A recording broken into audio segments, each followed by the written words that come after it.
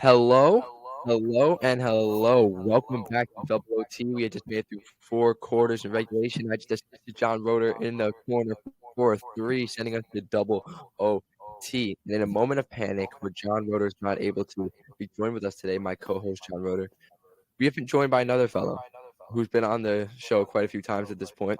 We feel he was, comfortable enough, experienced enough to be the co-host step-in for today, as John Roeder's not feeling well. So we wish the best for him.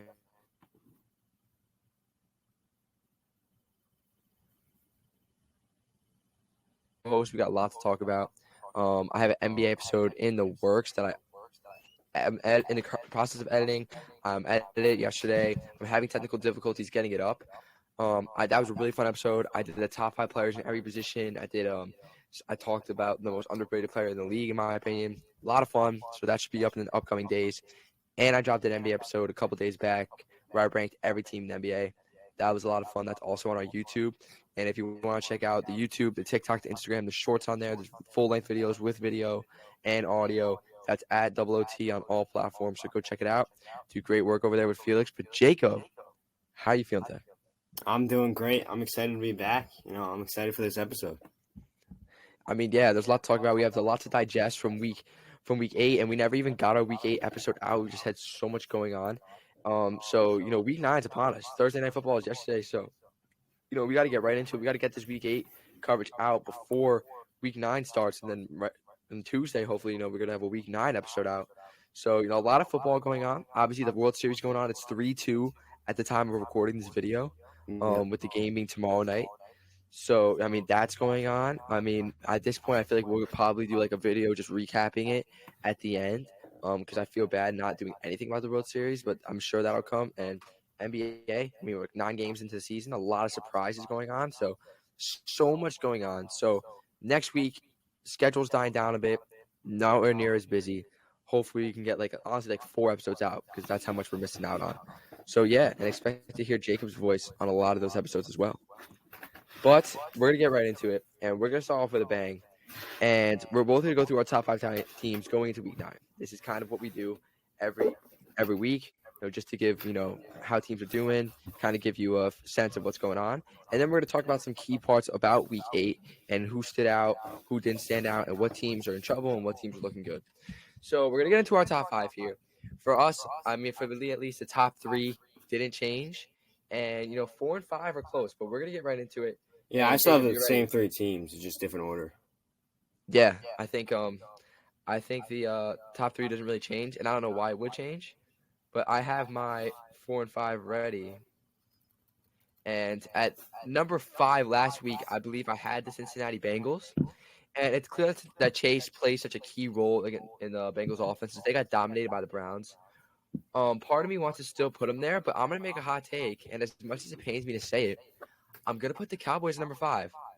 And I know John would hate to hear this if he was on here. He's not a believer in the Cowboys, but it's clear that the whole Cooper Rush thing was just a bunch of hype. They look so much better with Dak, and Dak finally had that game where he looked like the starter that got paid all that money. He looked great. He lit it up. Tony Pollard lit it up with 3 touchdowns as well. I mean, they scored 49 points.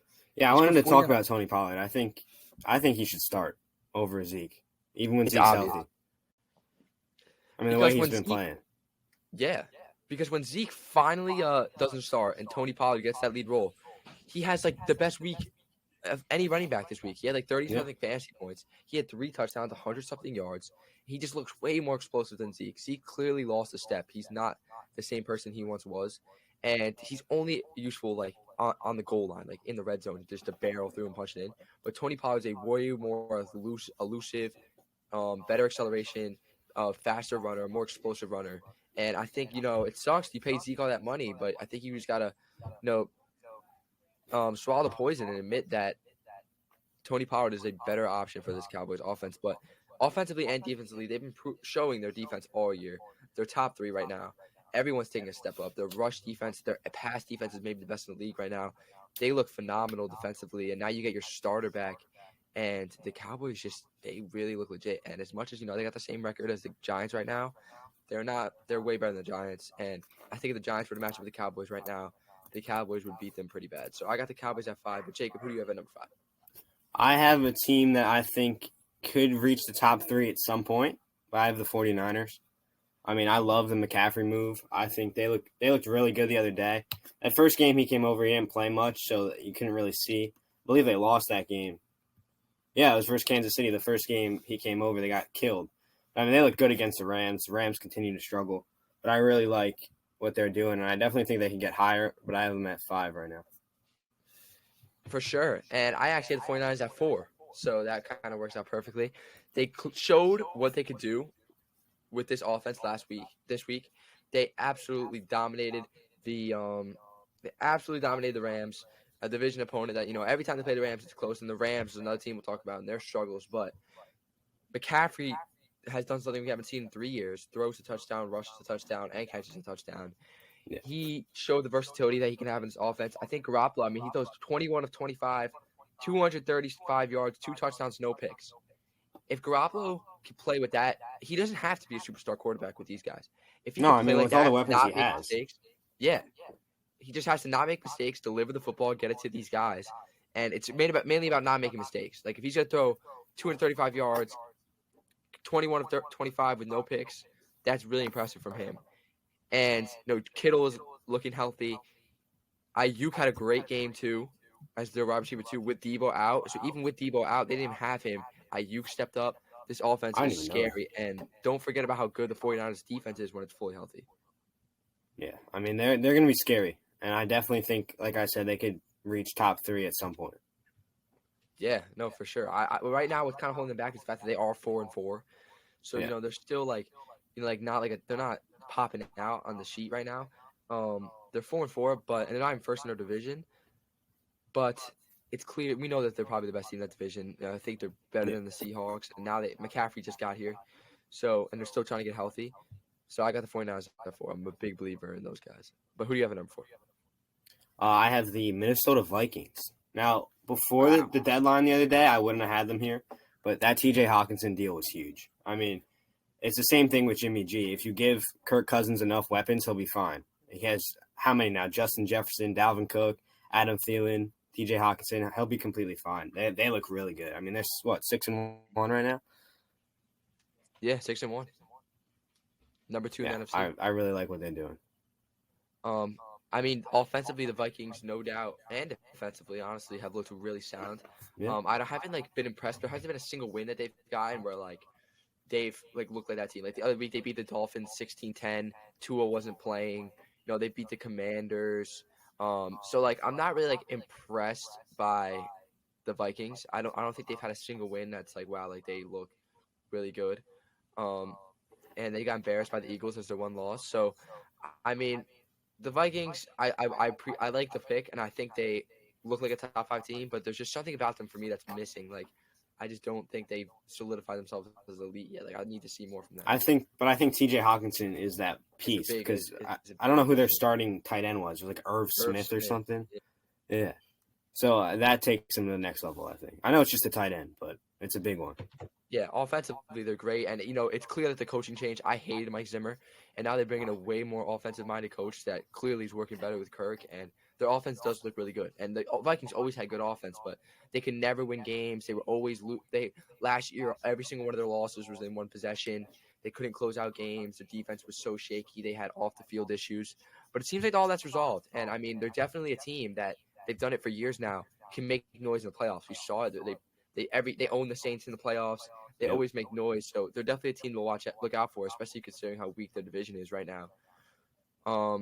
So yeah, but at number 3, and I am gonna. It's kind of hot, maybe it's kind of hot, but I don't want to get fatigued just because the Chiefs are on bye. I'm still gonna keep the Eagles at 3, and I'm gonna make a take now, and I'm not trying to hate on the Eagles at all. I believe the Eagles are legit, but I'm gonna come back to it, and I'm gonna think. I think we need to take a step back on the Eagles and really reevaluate them. I think they're 8-0, and if we're looking at their wins total, their 2 best wins you look at, they beat the Cowboys and they beat the Vikings. They beat the Vikings on Monday Night Football against a Kirk Cousins on primetime game where Kirk Cousins played terrible, and that was their second game of the season. So that game doesn't hold as much weight as you might think, and they beat the Cowboys when Cooper Rush was the quarterback, and now we're seeing that Cooper Rush really wasn't that good. So if they had Dak, that game's closer. So they beat Cooper Rush, who we realize now was not a good quarterback in the league at all, and he deserves to be a backup. And he beat a primetime, and they beat a primetime Kirk Cousins, and all their other wins are bad teams. They beat up on the Texans the other night. They've beaten the Commanders. They've beaten whoever else, some of the other teams they beat. They haven't beaten good teams. Like they beat up on some bums. Steelers. Steelers they beat up on the other week.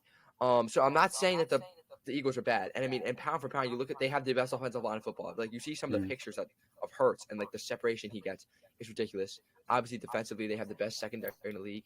They have a great front seven. So like, and Hurts is playing on MVP level. But I also think that Hurts is becoming slightly overrated. He's obviously a very mobile quarterback. He's obviously looks really good. But if you look at the pieces around, he has AJ Brown and Devontae Smith are looking like maybe one of the best receiving duos in the league. AJ Brown is like that guy. He has the best rushing attack in football right now, Miles Sanders, with the best offensive line in football, and one of the best coaches in football right now and he's doing great things over there, with one of the best defenses. Like, you can't hand someone like more of a perfect situation. And personally, I think with the way Tua's playing, you give Tua that same situation, he's playing at MVP level. If you give all these, like if you give I think still Kyler Murray, you give him that situation, he looks like one of the best quarterbacks in football. So I think, I'm not saying he's a bad quarterback. I'm not trying to say it's his whole team, but I think that he's getting carried a little bit by that situation. He's getting a bit overrated, and I think the Eagles are getting a bit overrated as a whole. And but Jacob, you can go. That's just my opinion. I mean, what I think about them, I feel like they're not playing fully together. It seems like there's always one guy that wins them a game. So against the Steelers, it was AJ Brown. I mean, he had 156 yards and 3 touchdowns.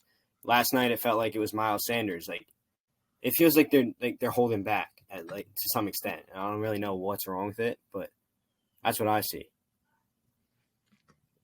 Yeah, and I think especially when we look at the top 2 teams that are above them, and maybe this is another reason. The Eagles are a new team. Like last year, they were not very good. Now, obviously, they're legit, and their team's a lot better. I mean, and if you look at the Eagles roster, they have a top 3 roster in the league. Oh yeah. But then I'm not ready to say they're better than the teams that have it 2-1 that haven't changed for me, which are the Chiefs and the Bills.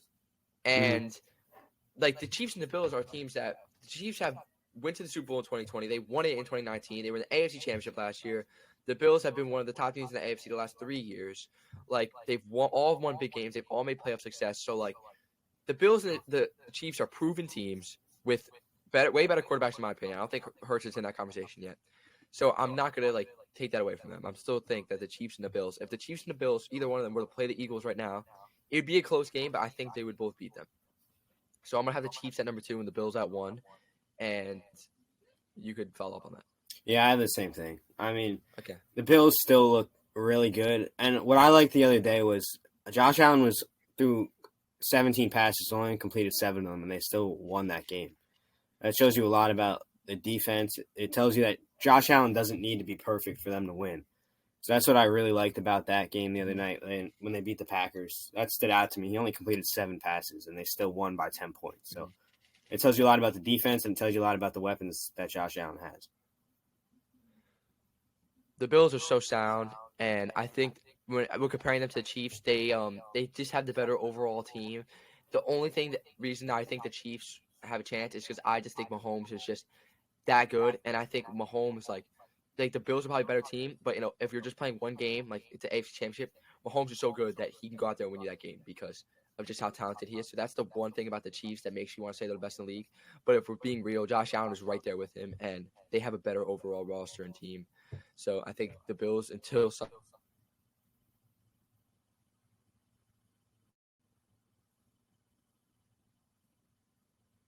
so I'm gonna keep the Bills at number 1.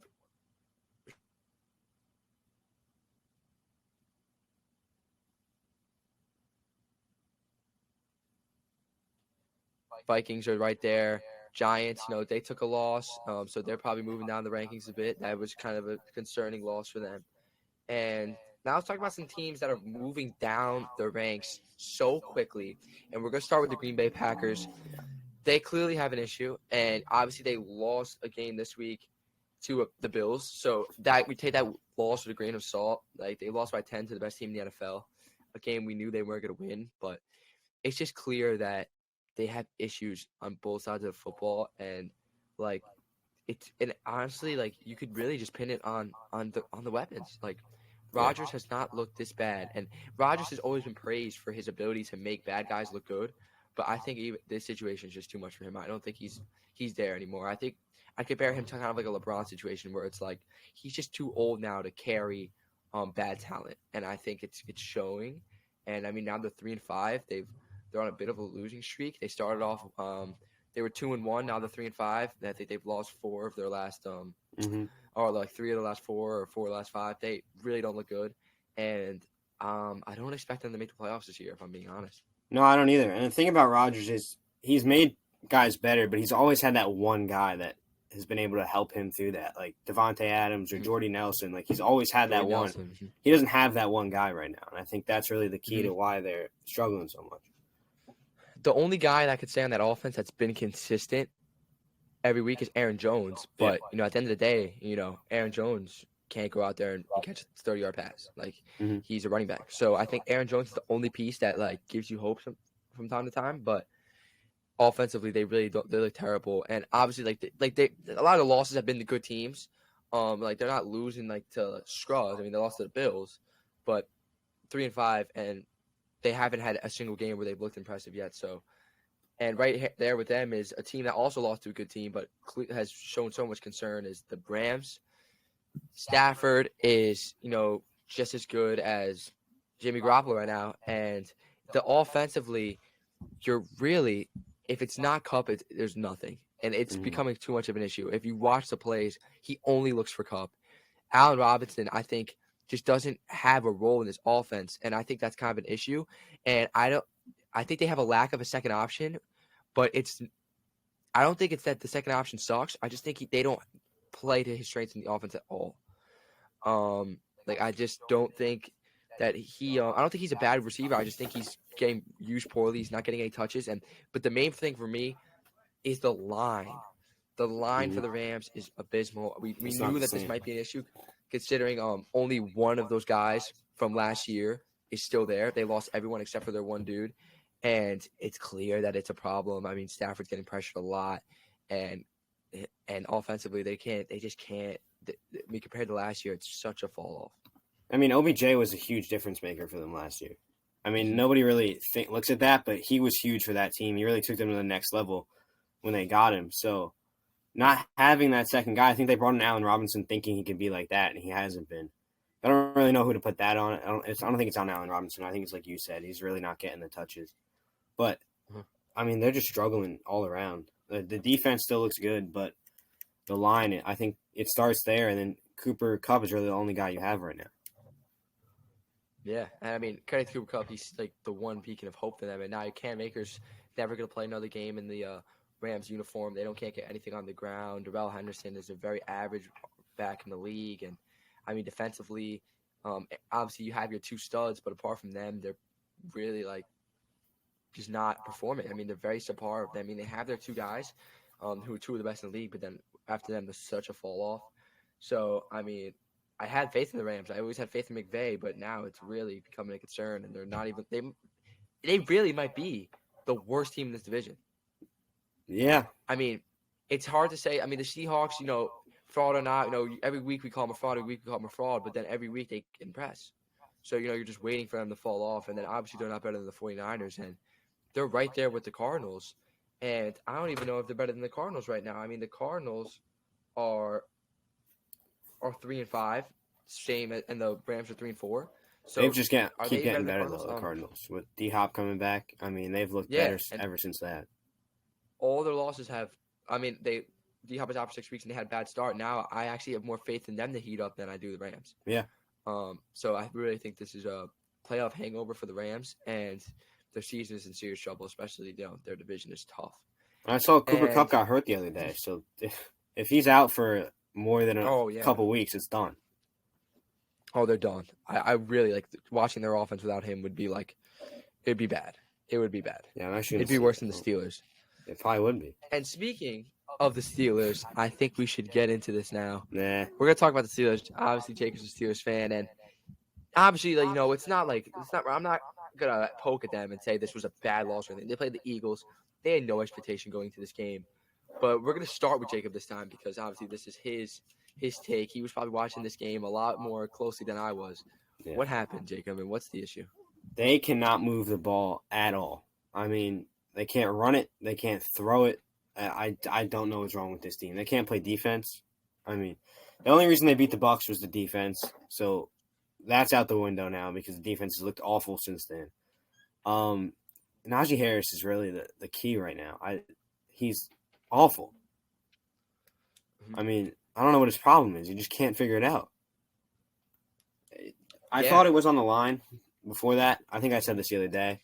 But after that one play where he had 5 open yards in front of him and he didn't take any of it, that shows me that he's in his head. And I mean, he's not the same running back he was last year. I mean, yeah, and it's glaring. We've all seen the clips. I'm sure we've all heard of it. And obviously, I think the line is still a problem. Like we're not gonna act like the line's not a problem. The line is bad. Yeah. The line sucks. So, but the line has always sucked. So now it's like you guys made the playoffs last year with a terrible line. So now what's the issue? And I mean, we're looking at Najee. He's clearly just doesn't look explosive. He looks lack of confident. He's just not. Najee's the kind of back that he gets the ball and he's so muscular and he's kind of like a Derrick Henry. Yeah. But he's catching the ball and we saw also the play. He didn't even make any yards. He lost yards. Got tackled the line of scrimmage, trying to do that hesitation and then go and then just got completely stopped when he had 4 yards of space. So I think Najee's in his head. He's clearly lacking elusiveness, lacking some explosiveness. But part of me is going to put some blame on the Steelers. And I was talking to you about this the other day, Jacob, but I want to expand on it. And I just want to talk about some of the mistakes the Steelers have made. I mean, last year, the line was a problem and the risk of taking a running back in the first round, but the Steelers decided to take Najee Harris in the first round, and I think it's kind of their own fault. I don't think they needed Najee Harris, and obviously Steelers fans were blinded last year, he's the answer. He looked so good last year. He was so good. And I just think that has to do with fantasy value a little bit. But if we're being real, his last year's numbers really weren't all that great. I think he, got a little overrated due to his fantasy value and the potential he showed. But now this year, clearly that's looking like a bad pick when there's so much on your team that needed fixing and you take a running back in the first round. So that was an issue. And now this year, you knew you weren't going to be good. And now you should be in a position. Yeah, you could be in a position this year where, you commit to Mr. Trubisky. He's your starting quarterback. And now you have a beacon of hope where at least, we're going to suck. And our division, every team in our division is so much better than us. But at least we can get a CJ Stroud or Bryce Young this year. At least we can have that hope. But now you commit to, you take the earliest quarterback off the board. You didn't even need to take a 25-year-old rookie in Kenny Pickett, who I don't dislike, who hasn't looked strong, but obviously, it's a tough situation to come into. He's just a rookie, so I'm not going to judge him. I'm not going to talk at all about what he's done. I'm not going to criticize him for the games he's played. But you take a 25-year-old rookie in Kenny Pickett in the first round when you really didn't need to. I think you could have got through the season with Trubisky and then got a much better quarterback in this draft. But now you're committed to him, and even if at his peak, in my opinion, at his ultimate ceiling, he's always going to be the worst quarterback in that division for years to come. You got Lamar in that division, you got Burrow in that division, and you have Deshaun Watson in that division. Even at Kenny Pickett's ultimate ceiling, he's never going to be there with those guys. So I just think the Steelers are kind of hurting themselves, and I feel like this team is just kind of blowing up, and those decisions are coming back to bite them. Yeah, I mean, when we talked about this the other day, I was defending Kenny Pickett. But the more I've thought about it, you're right. I mean, it wasn't the best pick. You could have waited a year to get a Bryce Young and to get a CJ Stroud and pick line now. And it was a strong offensive line class last year. So I think they picked Kenny Pickett really because he's from Pittsburgh. I think it was just like a hometown thing. They wanted him on their team. I think that's why they did it. And it wasn't the smartest thing. But nothing you can do about it now. And I'm not ready to just say Kenny Pickett sucks or he's a bust. I mean, he could end up being a very solid and strong quarterback in the league, but I just think you could have gotten something better and it wasn't necessary. And, I mean, especially looking at your division, you got, possibly 3 top 7 quarterbacks on your division alone. So, but, yeah, I think that's the issue right now with the Steelers. I'm not going to continue to harp on them, but – they're kind of shooting themselves in the foot, and I think this season is kind of done for you guys. I think Tomlin is going to suffer his first losing season, and, it's just bound to happen. And we're going to finish up with the Buccaneers, who took another loss on Thursday Night Football. It's a week ago. They took a loss to the Ravens. It was a close game. They didn't look terrible, but I mean, I'm actually gonna say this isn't on Brady. I think defensively the Buccaneers haven't gone anywhere, and their defense still looks great, and they have one of the best rush defenses in the NFL still. So I don't think defensively they have any problems, and I'm more hopeful in them than I am the Rams. But when looking at the Buccaneers and the Packers too, I'm more out of those three teams, the Rams, the Packers, and the Bucs, who were all disappointing. I'm most confident in the Buccaneers. But the problem when watching them for me is every time you watch them play, Brady's throwing 45 plus passes, 50 something passes. And the reason for that is they can't run the ball. They can't. Fournette, he seems like he's not doing that bad, but all his work comes from receiving. He has like the lowest yards per carry in the entire league. They cannot run the ball at all. They cannot. I don't know why. I don't know if it's Fournette. I don't know what the reason is, but they cannot run the ball, and it's obvious. So now you're asking Brady to throw 45, 50 passes a game, and it's just not working. And I think that's the main issue. They have such a terrible run game right now, and you're putting so much pressure on Brady, who's 45, to throw 50 passes a game. And it's an offensive struggle. So now they're 3-5, but they have the defense take some pressure off them. I mean, I have more faith that they'll figure out their issue than before the Packers and the Rams do. But that's really what it comes down to. I mean, Brady's throwing 27 of 46. Like, I just don't think he could be. I don't think he's just that quarterback anymore that he's throwing 50 passes in a game, leading to consistent wins. Yeah, if I'm being honest, I think Todd Bowles needs to go. He struggled with the Jets. He struggled with some other team. Came to the Bucs, was the defensive coordinator. Was good enough because that defense was stacked, but he's not a head coach. It's simple as that. And what I don't understand, this year they're not firing people. I mean, if you look at the Steelers, Matt Canada, the offensive coordinator, should have been gone a long time ago. Todd Bowles should have been gone a long time ago. Nobody's going anywhere. I don't really know what it is. You got to figure something out. If you look at the Bucs roster, they have a good roster. And so it's coaching. It's not the players. So you got to figure something out there. Mm-hmm. I mean, the Bucs won a Super Bowl 2 years ago, and what about their core has changed? Like nothing. Nothing. They're still. I mean, they've taken some hits to the line, but that's really about it. And just it's the line and a coaching switch. And now 2 years ago they won the Super Bowl. Last year they were in the divisional round. Last year they still won a division. They were in a divisional round. And now this year they're completely falling off. And it's not like their division's gotten any better. I mean, no one in their division is impressive. The Carolinas blown up their team. The Falcons have gotten some, Mickey Mouse wins, but we know that they're not some legit threat. And the Saints are average. So what's the excuse for the Bucs? And you still have faith for them because of that weak division that they could turn it around and still make the playoffs and win the division. Because, I mean, I don't know if anyone in that division has more than 3 wins. So that's really it with the Bucs. But those are the key takeaways from this week. A lot went on, some surprises. I think the best teams in the league kind of got cemented for me. And I think that we're going to see a lot in week 9. There's a lot to come. But we're going to finish off with some Would You Rather. And the name that I'm excited to use is a name that's blowing up on the scene right now as a rookie and is looking like if he had this role from the get-go, he'd be Offensive Rookie of the Year. But he's turning a lot of heads, and we're going to do a Would You Rather him edition. And the man I'm talking about is Kenneth Walker. So we're going to do Would You Rather Kenneth Walker edition.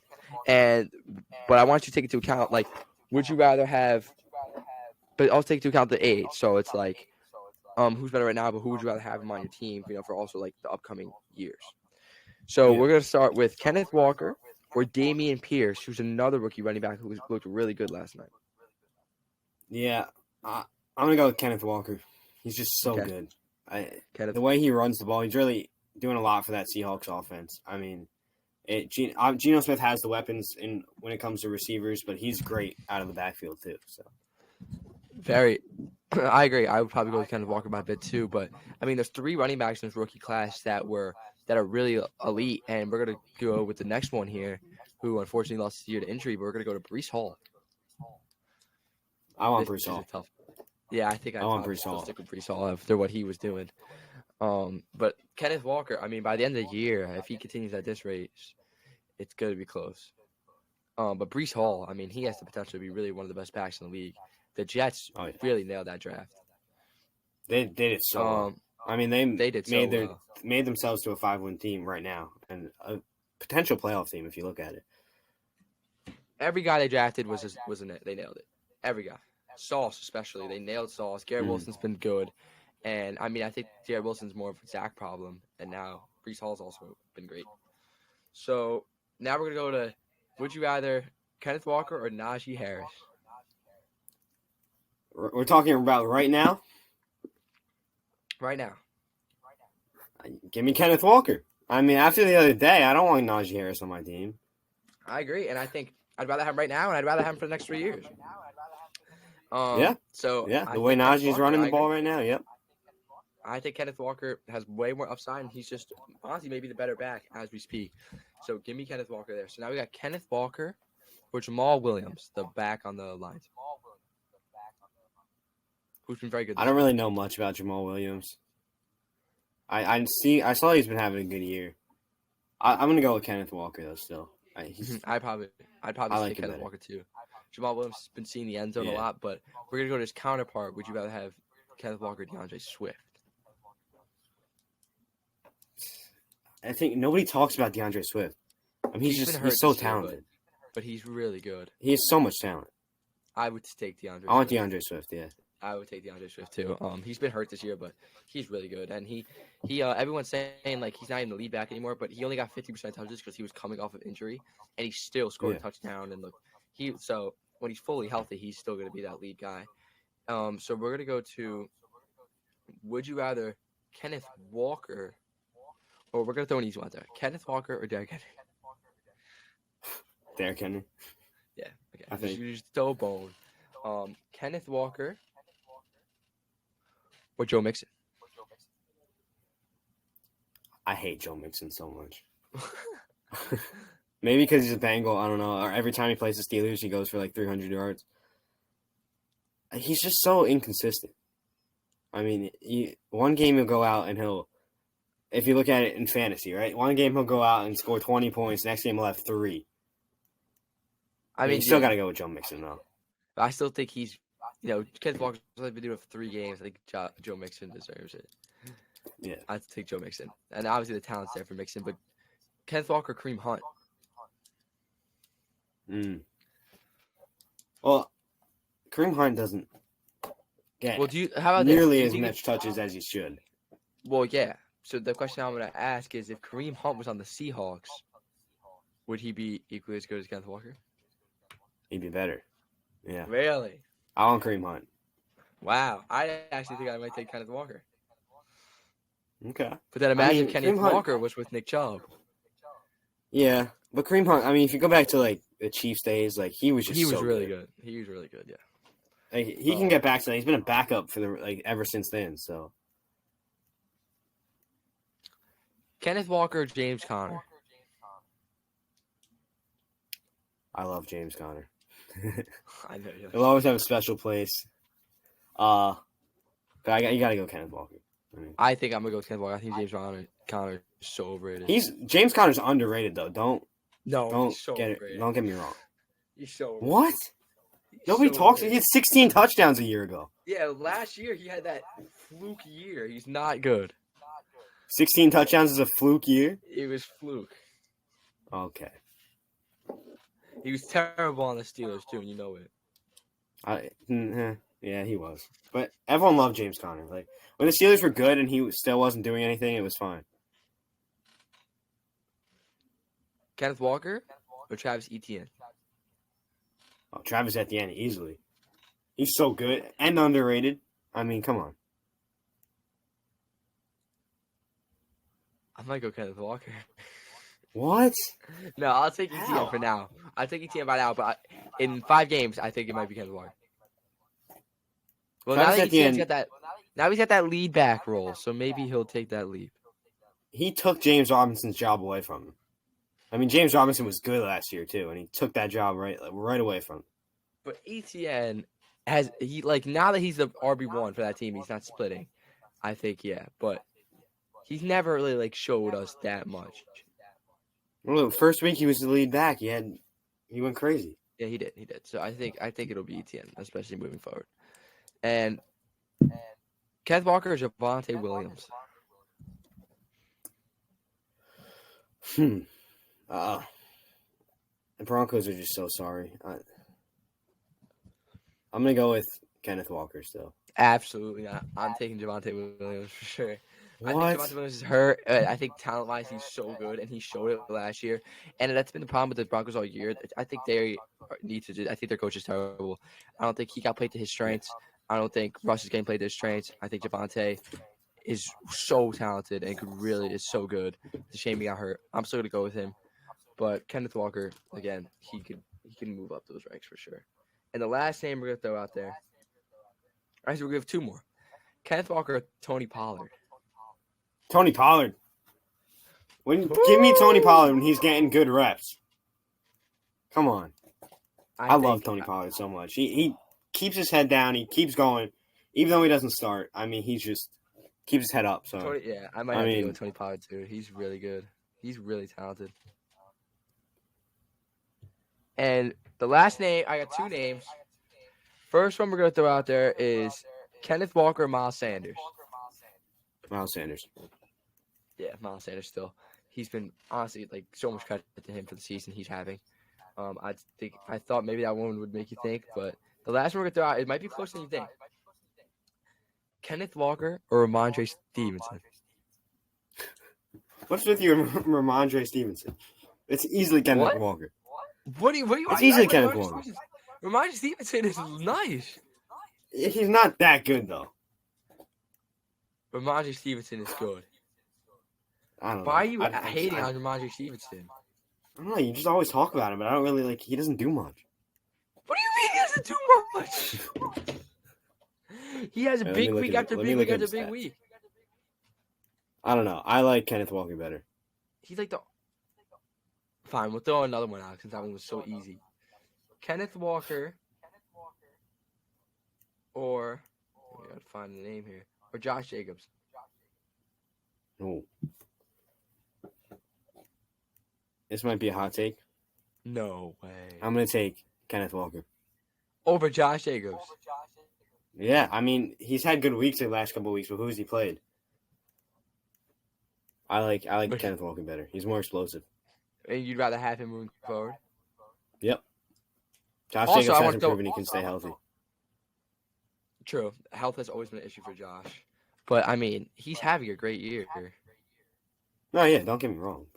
And when he gets the volume, he's clearly elite. So I'd probably take Josh Jacobs right now, but, I mean, it could definitely switch up. But I just want to throw this out there before we end. Ramondre Stevenson. We're just going to go to fantasy real quick, and we're looking at his numbers. Yeah, I'm looking at his stats right now. I might be wrong 20, about this. 12, 20, 25, 23, 21. He's the Wow, I really never looked into him. RB7. He's the RB7. 7? Yes. Wait a minute. I just, you don't hear much about him. Dude, he's so good. Like, he's actually so good. But, I mean, you don't really hear much about him. That's why I think. I mean, he's on the Patriots, who are just boring, but he's good.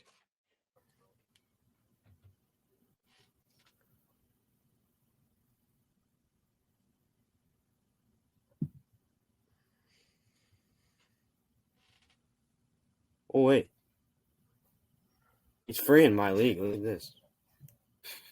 What? He's open in my league. No one has him. There's no way. Yeah, I'm being real. You in a 4-man league? No, it's 8. We'll pick him up. He's like the best. I'm doing it right now. Done. But I did it. that's all for us. We're clocking at 40 minutes. John wasn't here. We were trying to do a recap because we obviously missed out on this week. A lot went on. So that's going to be it for us. We're going to tune off. We're going to see you guys soon. Make sure we go check out the TikTok. Go check out the Instagram. Go check out the YouTube. This is going to be up the next day. It'll also be on YouTube. So go check it out. We got a lot coming up. So stay tuned. I appreciate all the support. A lot of videos coming out. A lot of content coming out. Thank you, Jacob, for coming on. And we'll see you guys soon. Peace out.